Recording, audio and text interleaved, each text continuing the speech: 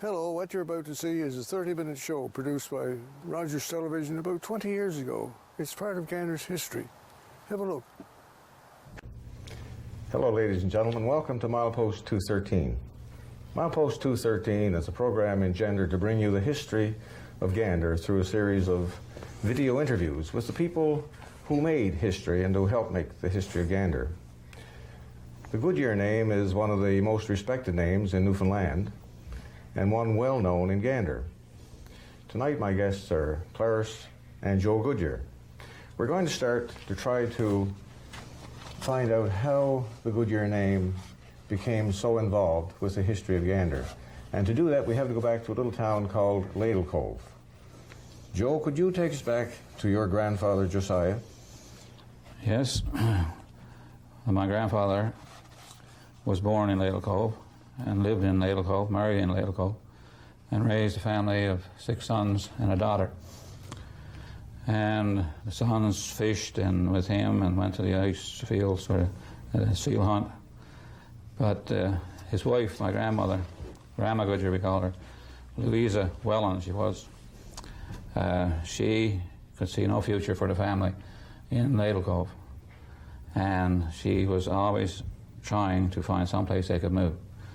Now, my Uncle Roland, who was the oldest son, oldest of the family, he went into Millertown and first to North Arm in 1902 as an apprentice with the blacksmiths and millwrights with the Lewis Miller Company, and then moved into Millertown till 1904. And at that time, it was pretty well getting ready to start the Grand Falls paper mill at the Grand Falls on the Exploits River. And he brought back stories to Ladle Cove as to what should be happening or what he thought would be happening. And Louisa, she persuaded my grandfather that he should move into this new settlement of Grand Falls. Then Uncle Roland and my dad kept working in the woods for a couple of years. And my Uncle Stan started the business, as it was mentioned, how by intuitive means he acquired a stable of 40 horses. But there is a rumor that it was acquired in a poker game in Grand Falls, a big stakes poker game. So the genesis of the Goodyear commercial industry that was started there. Could have been a poker game. That's right. Yeah. That's right, exactly. So then that eventually became the Grand Falls Stables, wasn't it? That was the Grand Falls Stables and operated that way. My grandfather, he was a millwright with the A&E Company, and he resigned and got involved in the Grand Falls Stables. And they got involved in the hauling of coal and freight from the station to Grand Falls, cutting and hauling close timber to the mill in Grand Falls, and operated a carriage taxi, and also operated a hearse in Grand Falls. Then war broke out. Just to skip ahead a little, not to make a too long a story.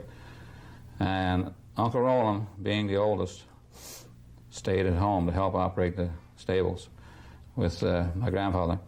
The other 5 sons enlisted and went overseas. 2 only returned. 3 were killed overseas. Captain Stan, Lieutenant Stan, and Lieutenant Headley and Lance Corporal Ray were killed. Both my dad and Uncle Ken were wounded overseas, but they returned. Then your father was a captain, was he? He was a captain, yes. He went after he was wounded. He came back to Newfoundland, but he went back over as a captain. But the captaincy was given in the army, but he served with the forestry till the end of the war.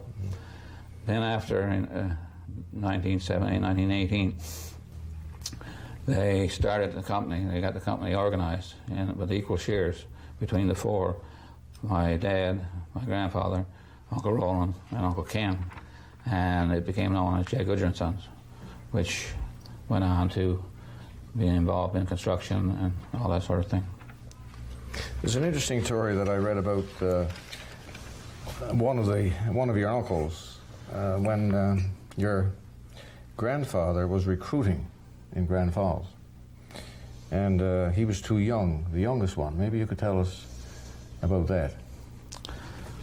Well, Ray was the youngest, of course, and he ran away from home to sign up, but he was caught and brought back. I believe he did it twice. Because he was too young? Yes.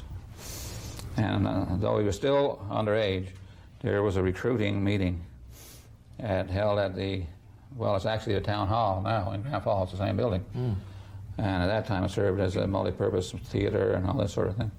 And Grandfather Goodyear was on the stage extolling the deal of manhood and go over and help your country and all that sort of stuff.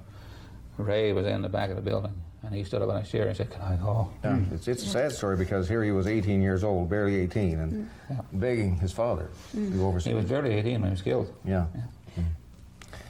So after the war, then the two brothers, as you were started to say, Joe, Ken and Joe, along with the grandfather, then started up a business. And Roland started up a business. So three brothers were the two brothers that had come back from overseas, and Roland and your father started up a business. Well, it was actually the Grand Falls labels which carried on. Yes. Became under the name J. Goodyear Sons. The J. Goodyear being, of course, my grandfather. Yes. And the sons, my dad and two uncles.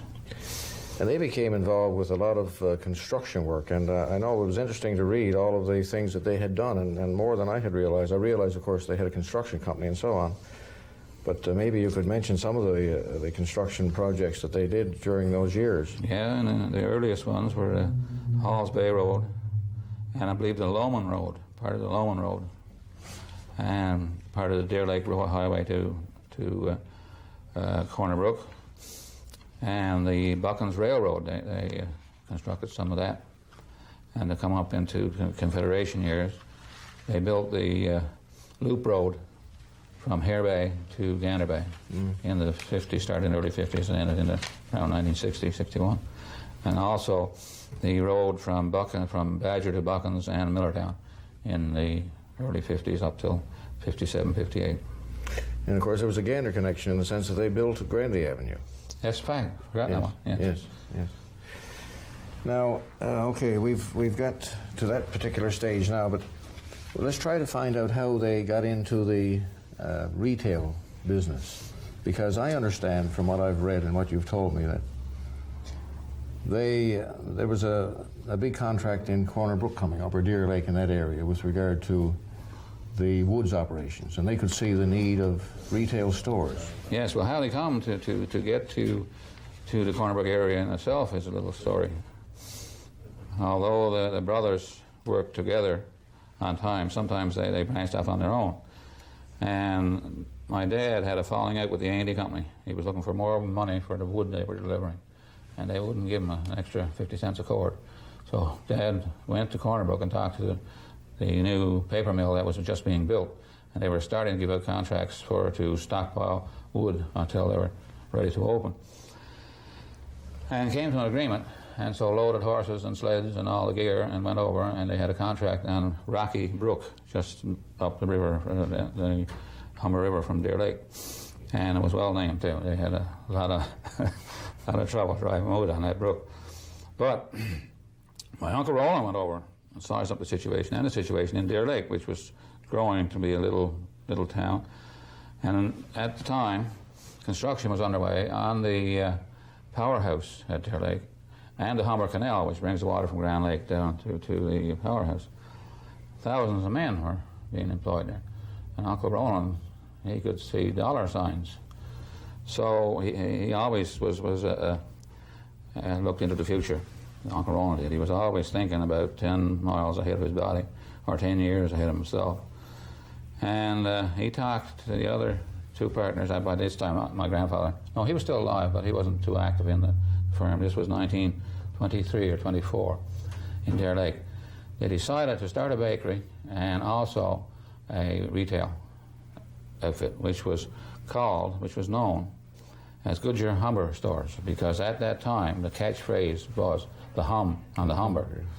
And time again here in Gander, when I was involved in a store here, somebody would phone looking for Mr. Goodyear, and if I wasn't in, they'd ask for Mr. Humber. So we changed the name not too long after that to Goodyear's Limited, because it was always called Goodyear's by the people in Gander anyhow. Mm-hmm. So that was the beginning. That was one store. So then it went on to... Well, the next move was, in the retail industry business, was to Deer Lake, or to Corner Brook, I'm sorry, which was a much more cosmopolitan town, Mm-hmm. and the partners figured that they should have a man who knew the retail business. Mm-hmm. So they got Mr. John House to come over and manage the operation, and gave him shares in the company. And that company, which was separate completely from Goodyear Hummer Stores, was known as Goodyear and House Limited. And from that, they operated stores in Windsor, Bishop's Falls, and Grand Falls before coming to Gander. Okay, so by now there were 2 or 3 companies and owned by Goodyear's, and because there was Goodyear House, and there was Goodyear's, J. Goodyear's and Sons, and so on. Yep. And from what I can gather, they operated everything. I mean, there were woods operations, there were retail stores, bakeries, coal supply, funeral parlors, messing facilities, and so on. And in Grand Falls, I believe you mentioned once when we were talking about they were doing garbage collection. They were also doing Night soil. night soil.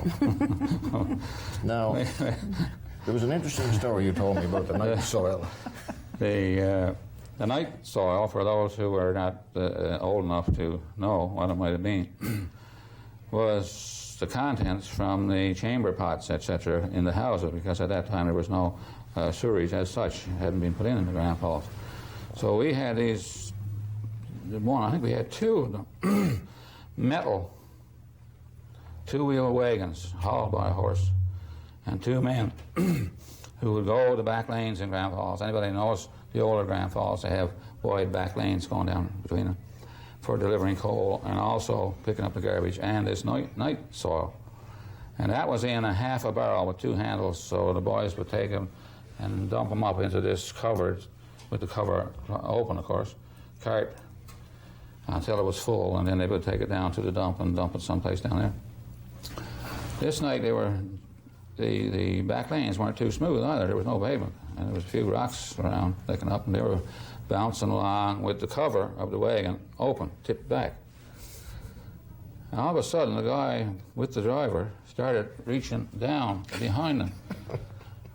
And the driver says, "What are you doing?" He said, "I'm looking for my jacket." "My God, man, that's gone down there. You'll never wear that again." "No," he said, "that's not what I'm worried about. It's my lunch I'm looking for." It's in the pocket.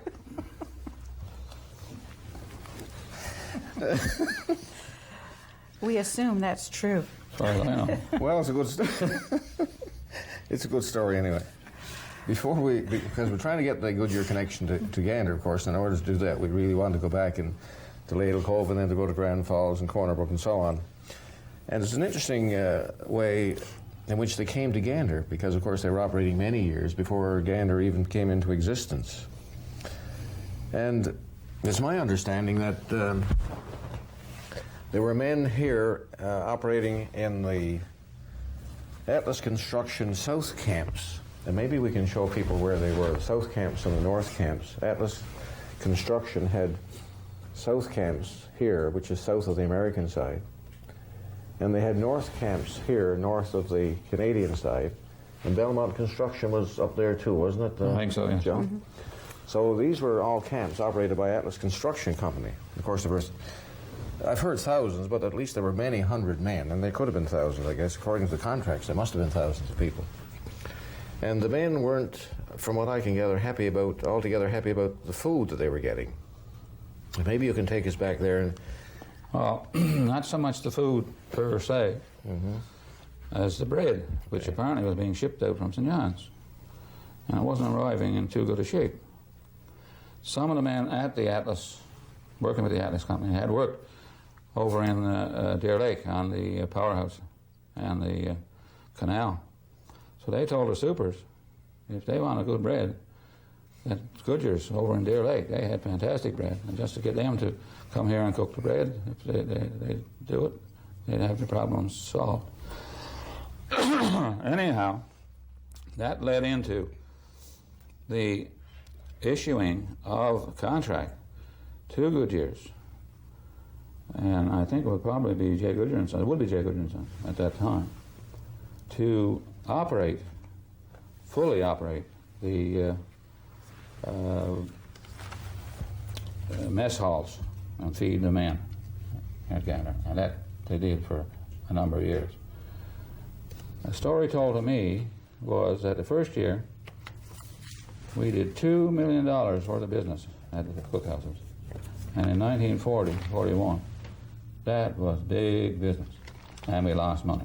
Fantastic amount of money, and it's incredible to think that you can lose money making with that kind of turnover. And Clarice has in her hand here the first contract that Goodyear's made with, well, it says here the Atlas Construction Company, and of course this agreement made in Gander on the 12th day of November 1940, and it mentions the Royal Canadian Air Force and also the provincial government.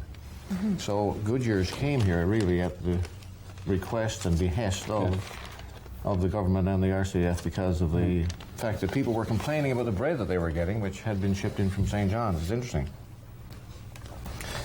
And from that first contract, of course, many other contracts followed.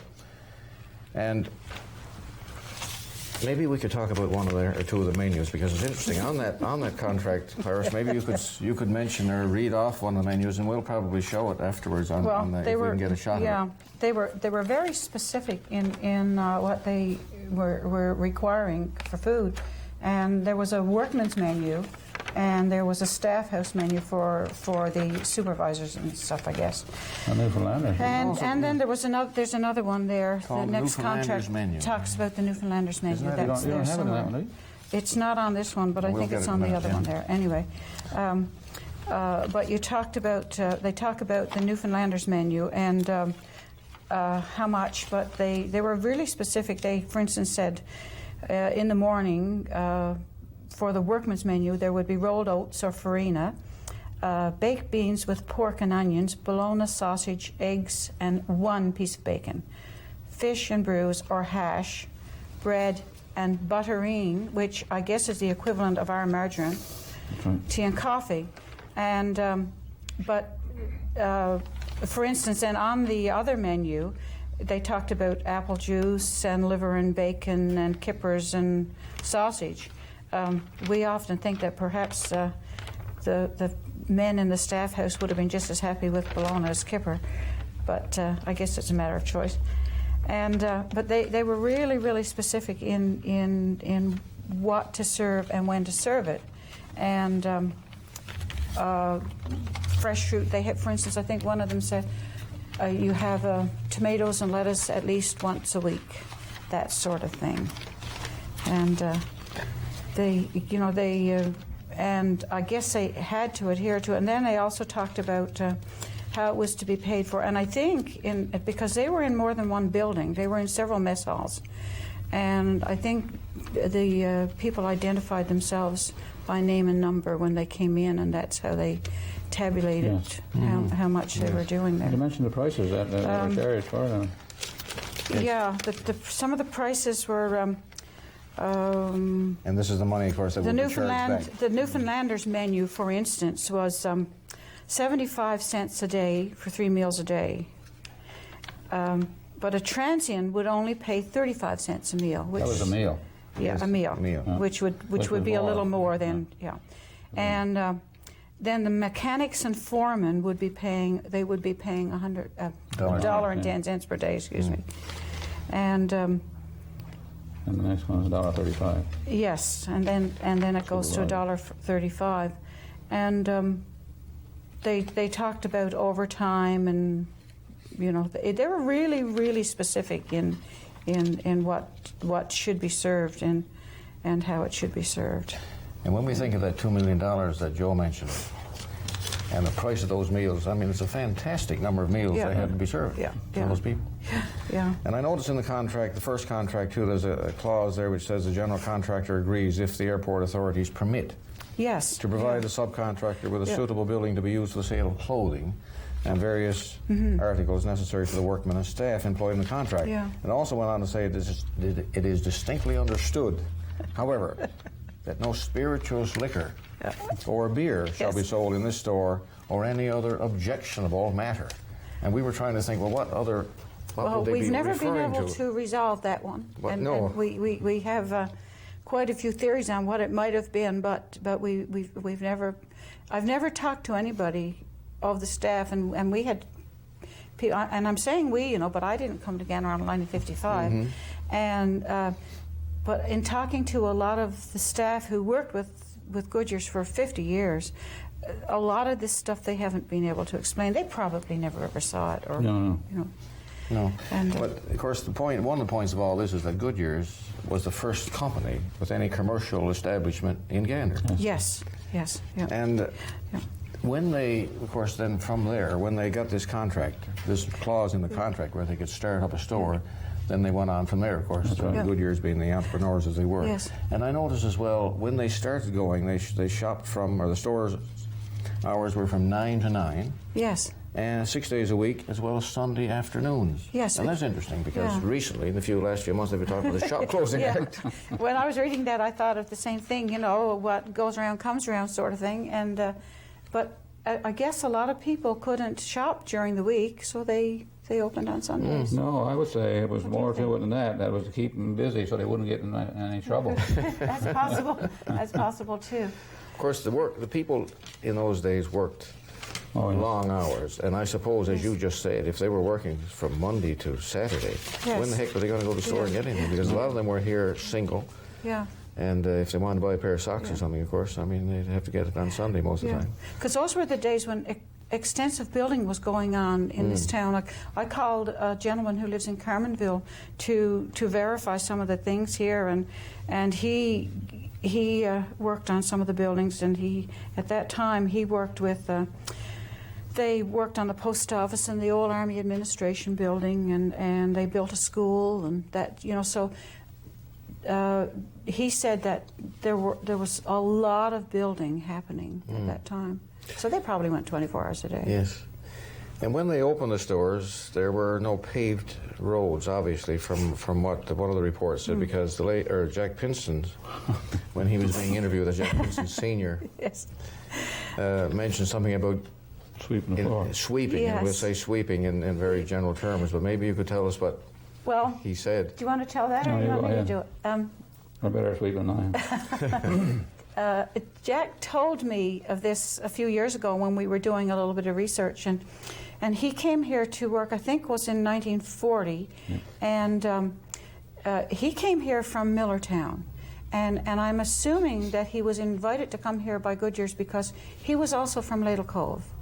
And Uncle He was a Roland bookkeeper. would have been aware of his ability as a bookkeeper, and he was the office manager.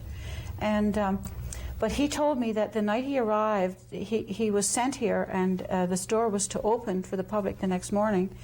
And he walked in that night, and he had nowhere to stay, so they were selling things like blankets and socks and mitts and that sort of thing that workmen want. So he opened a box of blankets, and he made a bed on the floor, and that's where he slept. But he said it was a very, very busy store, and he said the roads were so bad that in the evening, instead of sweeping, they used a square-top shovel. And they cleaned the floor with the shovel first because there would just be a layer of mud over everything. And but he had a lot of stories like that. And to get this in context now, we're talking about 1940. 1940, 1940, yeah, yes. yeah. And he also mentioned in an interview, Mr. Pinson, that there were a lot of cooks. And of course, when Goodyear's then took over the messing facilities, they had to feed all of those people. Yes. And he mentioned about the number of cooks that they hired.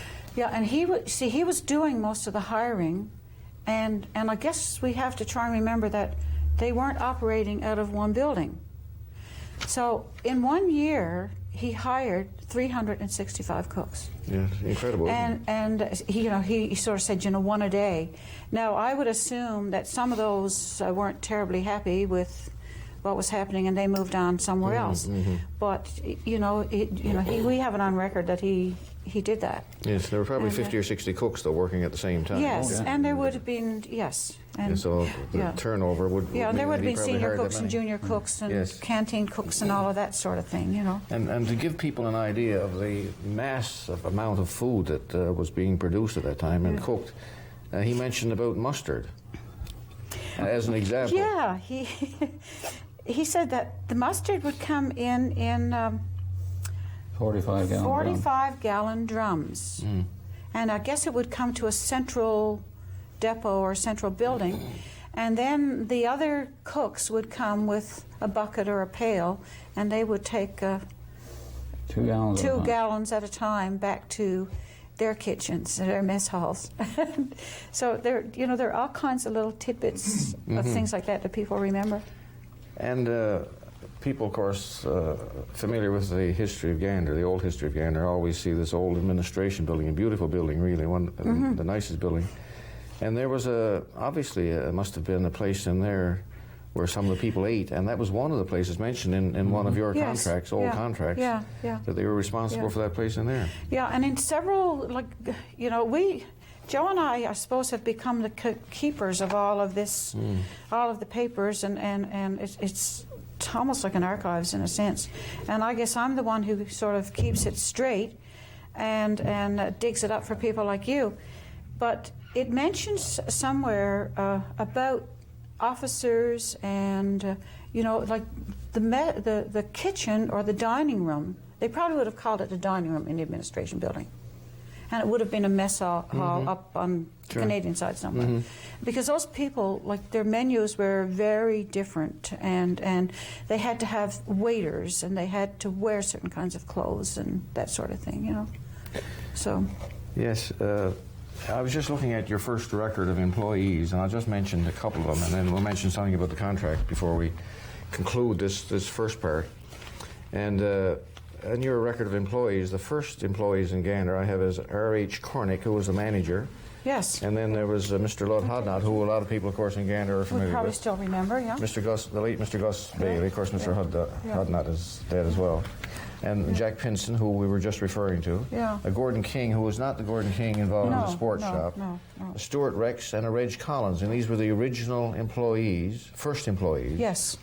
Of Gander, of the Gander branch of the And see, they're Goodyear. recorded here I've brought some of this stuff just to show you how things used to be done. They're recorded here in this book. And this in itself, everything's sort of transitioned. This is a transition book from a job that was being done down Bed Spear. And then they just used it for here. But we're back in, those people are all recorded here. And it's interesting how it goes through.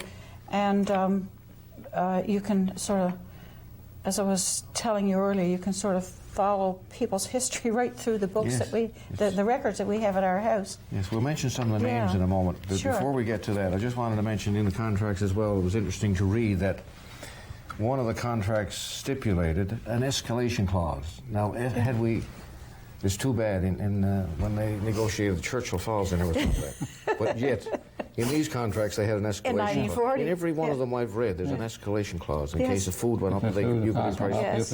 Yes.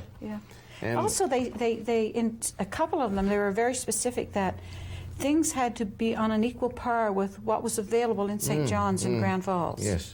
One of them specifically said that the meals had to be comparable to those served in Grand Falls. Another one mentioned the base at Argentia. Yes. Had to serve meals comparable to that. But just before we clue up, I just wanted to mention the fact that they also said the general contractor, and that is Atlas, of course, promised Goodyear's not to make any capricious demands. Yes. So these strange things were in the contract at the time. They're very interesting and obviously put in for certain reasons. We're going to wrap up the first part of this, and we're going to ask you to come back again because Goodyear's is a long history, and we just got to the first part of it.